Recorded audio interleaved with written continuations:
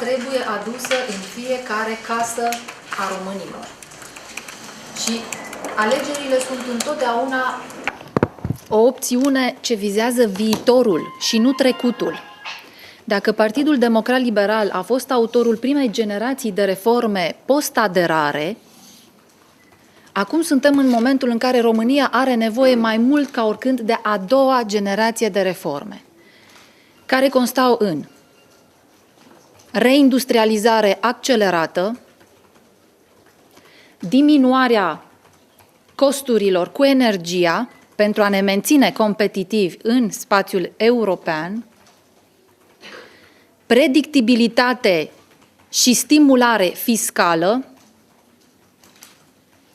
și mai mult ca oricând încredere în valorile europene. Să nu uităm că în acest an împlinim 100 de ani de la declanșarea primului război mondial, 75 de ani de la declanșarea celui de-al doilea război mondial, 25 de ani de la căderea comunismului, 7 ani de la intrarea României în spațiul Uniunii Europene, 10 ani de la intrarea României în NATO. Și este mai de actualitate ca oricând să vorbim despre valorile europene. Și asta înseamnă independența justiției, nu superimunitate parlamentară pentru cei dictați de partidul cu față comunistă, despre libertatea de exprimare a opiniei, despre libertatea presei, despre libertate economică, despre dreptul românilor de a avea un nivel de trai ca al oricărui cetățean european. Și acesta este obiectivul României, să atingem într-un termen rezonabil standardul de viață mediu european. La întrebarea însă cum, viziunea stângii este extrem de diferită de viziunea dreptei. Stânga crede în statul prădător, dreapta în statul partener mediului de afaceri. România are nevoie de o economie în dezvoltare, stimulată fiscal și nu de o economie de supraviețuire împovărată fiscal, așa cum face guvernul Ponta de 23 de luni de când se află la guvernare. Acesta este și motivul pentru care am invitat-o pe fosta ministra întreprinderilor mici și mijlocii și a turismului la o dezbatere, la o confruntare directă, constructivă, privind soluțiile pentru mediul de afaceri. Cum aducem mai repede Europa în casa tuturor românilor. La ora 6 are loc această dezbatere la care încă nutresc speranța că va avea curajul să se prezinte. Sper să nu mai scriu o filă neagră în experiența mea politică și anume, în alegerile parlamentare din decembrie 2012 mi-am invitat contracandidatul de la PSD de 12 ori, de 12 ori la confruntare directă și n-a avut curajul să o facă. Sper că astăzi doamna Grapini să aibă feminitatea, dărnicia și curiozitatea de a afla cele două variante pe care noi le propunem românilor. Dumneavoastră, doamna Macovei, pe doamna Grapini, dacă nu dă curs invitației, cum veți interpreta gestul? Lașitate. Democrația înseamnă o concurență a ideilor. Alegerile înseamnă o opțiune pentru viitor. Care este drumul pe care îl propune viitorului românilor din Parlamentul European? Pentru că dânsa este și candidată pe un loc eligibil la Parlamentul European.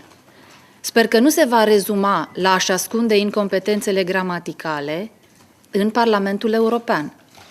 Sper că nu se va ascunde în spatele eșecului său ca ministru al întreprinderilor mici și mijlocii. Și vă dau câteva puncte reper.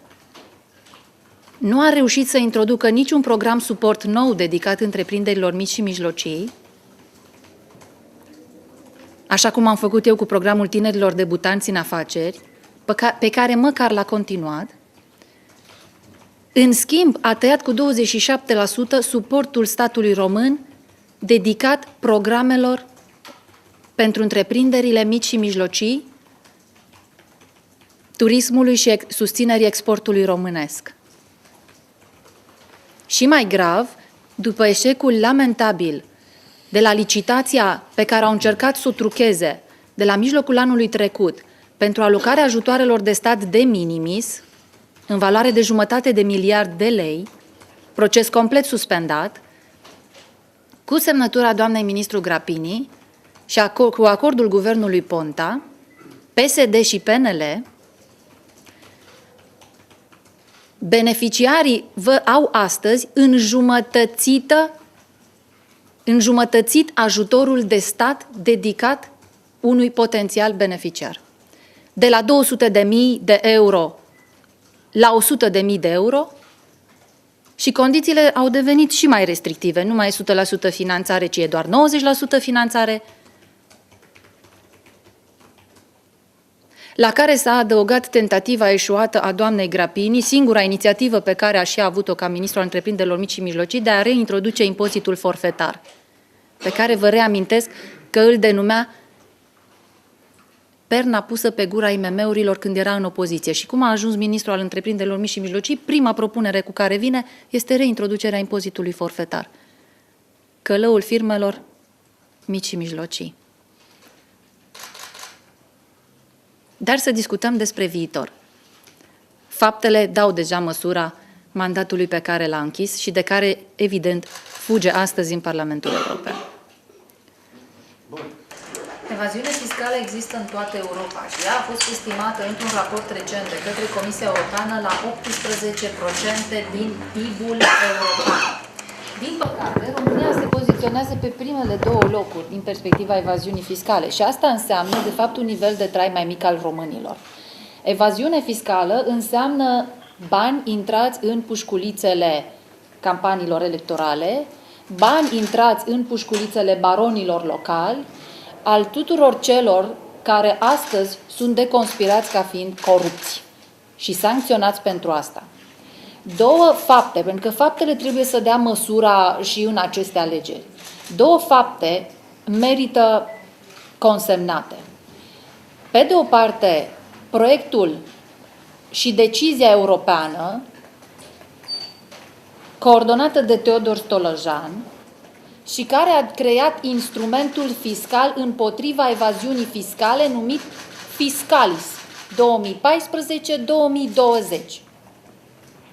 Și nu întâmplător, în toate capitalele europene se vorbește cu foarte mult respect de numele lui Teodor Stolojan pentru proiectul Fiscalis și de numele Monicăi Macovei pentru decizia europeană pe care a generat-o de confiscare extinsă a averilor dobândite ilicit. Ne mândrim cu aceste două nume în toată Europa și în România. Ca să vă dau un singur exemplu concret, în România, numai din evaziunea fiscală pe TVA, nu se încasează 10 miliarde de lei la buget. 10 miliarde ne-ar ajunge să dăm 100 de euro în plus la fiecare pensionar, 100 de euro în plus la fiecare salariat din școli, spitale, administrație publică și ne-ar mai ajunge să construim cam 300 de kilometri de autostradă la costuri corecte. Asta este dimensiunea evaziunii fiscale dintr-o singură sursă, doar din TVA. Dar sunt mai multe surse de evaziune fiscală. Munca la negru și alte forme de evaziune fiscală.